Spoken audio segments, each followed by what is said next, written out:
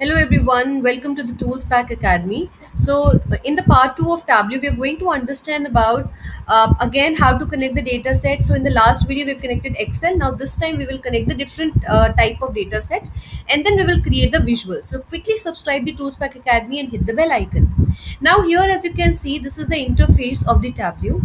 अब यहाँ पे जो आपको दिख रहा है, how to navigate. So, you can see if I navigate this region, सो यहाँ पे आपको रीजन दिख रहा है बट ए बी सी है. सो इसकी जगह हम कैसे वैल्यूज को रिप्रेजेंट करेंगे. So drag the unit into the column. So you can see here by default sum of the unit is displayed. Now if you want to change this, you have to just click on this and make the changes as a average. So यहाँ पे average change हो गया, right.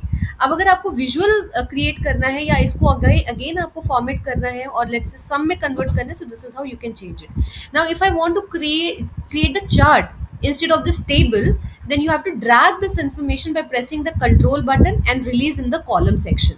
So ये आप देख सकते हो कि यहाँ पे बार चार्ट क्रिएट हो चुका है. Okay, so previously we have created the tabular information.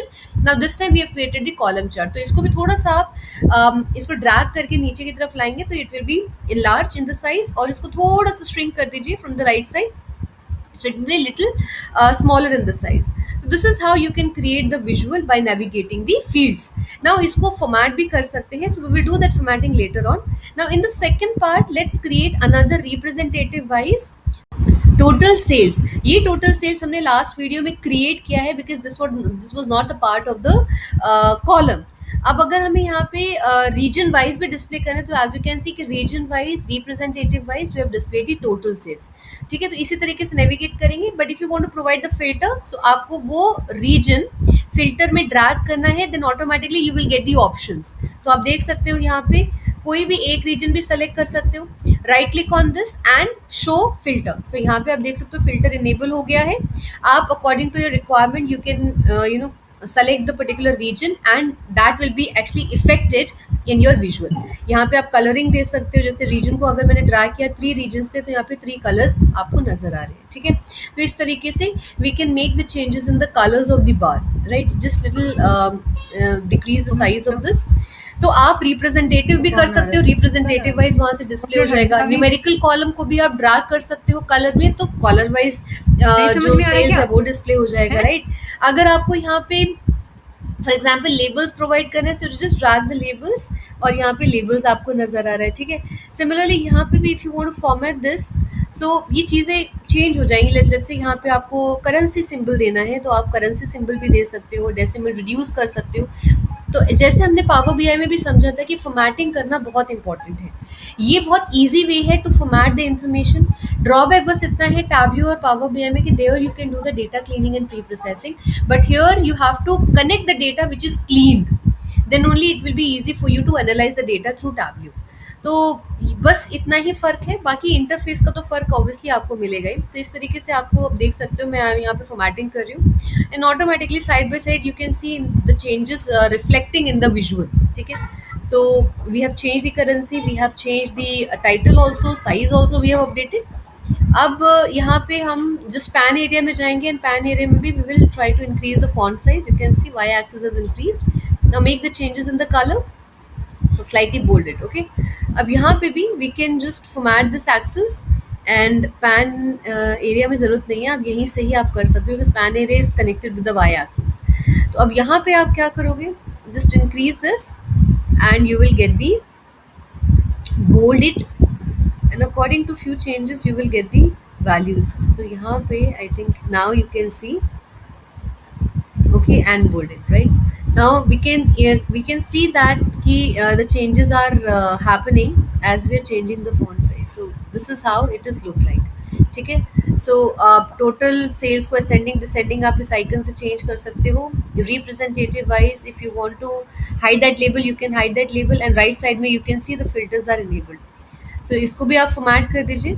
तो just make the changes in the font size and just click on the bold and that's it's red.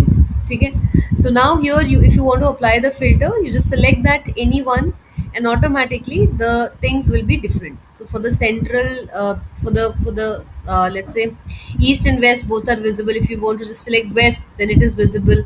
So like that it is coming up. If you select all, this is how it will be visible. ठीक है. So I hope आपको clear हो गया होगा कि how to create the visuals. So this is called a column chart, right? इसको हम column chart कहते हैं. और column chart we use to compare the information between the categories. So कौन सा सबसे बड़ा है, longer bar से हमें पता चलता है कि कौन सा बड़ा है, कौन सा छोटा है, like that. आप filters के भी format को change कर सकते हो. यहाँ पे at a time we are selecting the one information.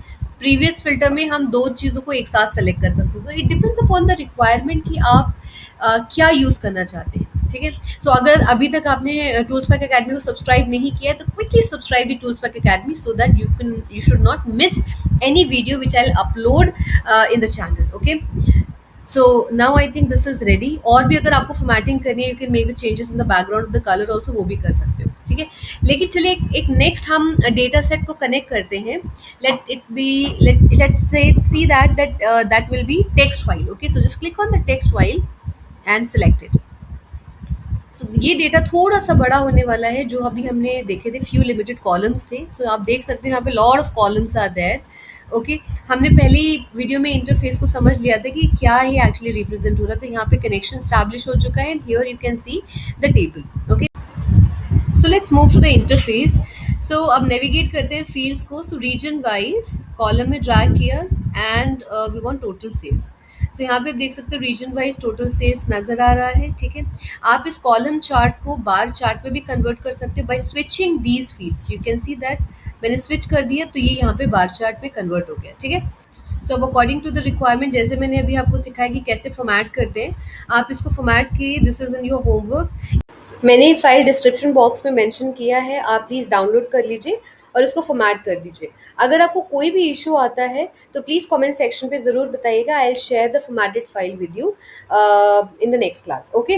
Now let's create the new visual here which is the pie chart. So in the new page, let's drag the segment here. So we will get the segment, so drag that into the color.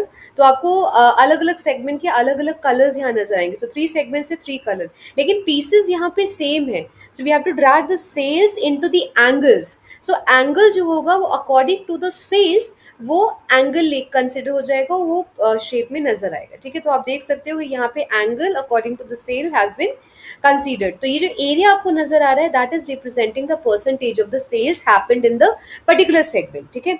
इसको यहाँ पे format करना पड़ेगा. सो आप देख सकते हो as we have already done, just right click and then format on that particular thing. otherwise color को अगर आपको edit करना है so just go to the edit color और particular आप selection कर सकते हो या यहाँ पे palette आप select कर सकते हो. so let's say we have selected the blue palette.